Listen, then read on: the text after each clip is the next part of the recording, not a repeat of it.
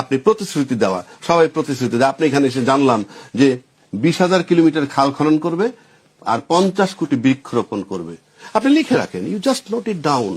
এটা আদৌ বাস্তবসম্মত কিনা।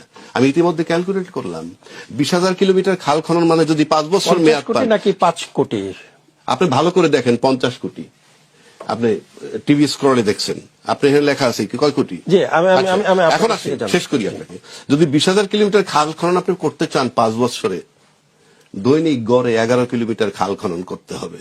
আপনি লিখে রাখেন, নোট ইট ডাউন। আমি আপনাকে নোট করে রাখতে বললাম।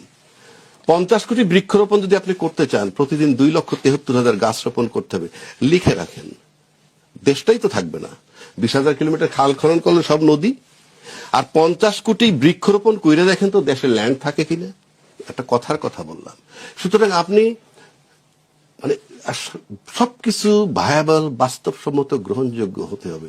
আমরা হতাশ হচ্ছি প্রতিদিন। এখন যদি বলেন আপনি হতাশ হলে কি আসে যায়?